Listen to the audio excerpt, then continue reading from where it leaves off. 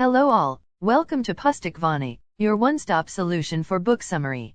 Today we are here with the book name, Cold Mountain by Charles Frazier. So let's start its plot overview. Cold Mountain opens with its protagonist, Inman, lying in a Virginia hospital recovering from war wounds. He is shattered by the violence he has witnessed while fighting in the Confederate Army and wants to go home to reunite with Ada, the woman he loves.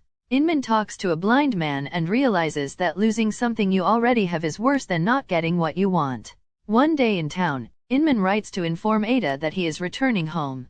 That night, he leaves the hospital through a window and sets out on his journey back to North Carolina. The story of Inman's adventures intertwines with Ada's story. Ada is left alone to manage Black Cove Farm following her father's death. She is bereft and has no idea where she belongs or how she should earn a living. When she visits the Swangers, her neighbors, Ada looks into a well to foretell her future. She sees a man walking through the woods on a journey but does not know what this vision means. The next day, Sally Swanger sends a local girl named Ruby to help out on the farm. Ruby and Ada become friends and establish a comfortable domestic routine. Meanwhile, Inman's journey westward is fraught with danger and violence. He is pursued across the Cape Fear River, escaping with his life thanks to the skill of a girl paddling a dugout canoe. Inman intervenes when he finds a dissolute preacher, Solomon Vesey, attempting to murder the preacher's pregnant lover. The preacher is exiled from his community, and Inman is forced to continue part of his journey with Vesey. Inman has to intervene again when Vesey causes trouble in a store and at an inn. While Vesey spends the night with a prostitute called Big Tildy, the peddler Odell tells Inman a sad story about landowners' cruelty towards slaves. The next day, Inman and Vesey help a man remove a dead bull from his stream. This man, Junior, invites them to his home to spend the night, and several strange things happen. Inman is drugged and forced to marry Junior's wife, who the author suggests may be a cannibal. Junior then hands Inman and Vesey over to the Home Guard, the military force that has been searching for Inman. Inman is forced to walk eastward, retracing his steps. The guards decide to shoot the men and bury them in a shallow grave. Although Inman escapes with a slight head wound, Vesey dies. Ada's story resumes. The novel follows her adjustment to a life of labor in harmony with nature. Ada's friendship with Ruby blossoms as she begins to identify with the natural world. The female protagonist lays down roots at the farm and recalls memories of Inman and her father. Occasionally, she finds herself touched by events surrounding the war. A group of pilgrims forced into exile by federal soldiers seeks shelter for a day at the farm. Ada recalls Blount, a soldier she met at a party in Charleston who later died in battle. Finally, when Ada and Ruby visit the town of Cold Mountain, they hear a story told by a prisoner jailed for desertion. The captive tells of the sadistic Teague's band of the Home Guard. On their walk home, the two women observe some herons, and Ruby explains that a heron fathered her. Ada tells the intricate story of her parents' relationship and her mother's tragic death in childbirth. Ruby's father, Stabrod, appears later, caught in a trap the women have laid to catch a corn thief. He explains that he is living in a mountain cave with a community of outliers who object to the war. Stabrod plays his fiddle to prove that he is a changed man, but Ruby remains skeptical. Inman's story continues. Having been dragged from the shallow grave by wild hogs, Inman meets a kind slave who feeds and clothes him and draws a map of what lies ahead. He returns to Junior's house and kills him. Inman then continues on his journey, full of despair, a traveling shade.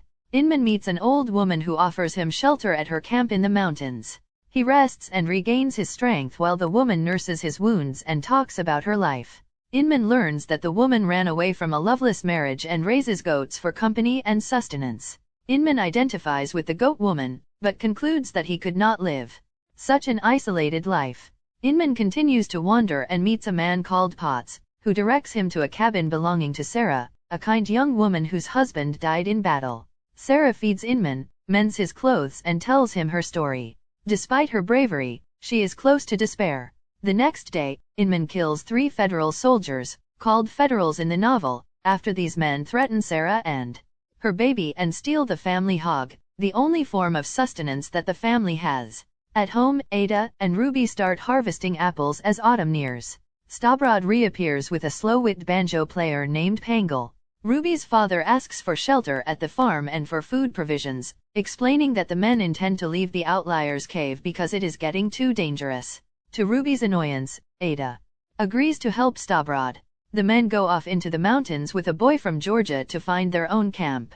Teague's home guard appears looking for the mountain cave and shoots Stabrod and Pangle. The Georgia boy, who survived because he hid in a thicket, runs to the farm and tells the women what happened.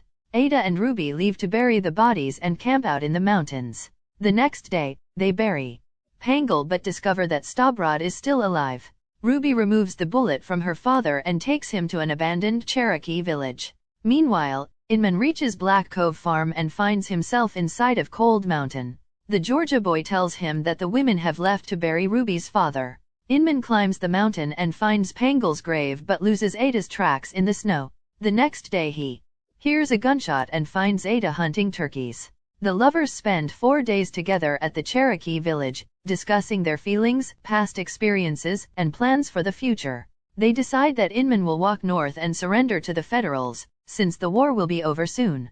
On the 5th day, Stabrod is strong enough to travel. Ada and Ruby leave for the farm and the men follow. On the journey back to Black Cove, the home guard ambushes Inman and Stabrod. Inman kills all the men except for Birch, Teague's second-in-command. Birch seems powerless and scared, but he shoots Inman before the Inman can attack him. Ada hears the shots, finds Stabrod, and races back to locate Inman. She holds him in her lap as he dies. In a brief epilogue set 10 years later, Ada, her 9-year-old daughter, presumably by Inman, and Ruby's family gather in the evening. Ruby has married the boy from Georgia, called Reed, and has had 3 sons with him. The family sits down to eat. When the meal is over, Stabrod plays his fiddle and Ada reads to the children.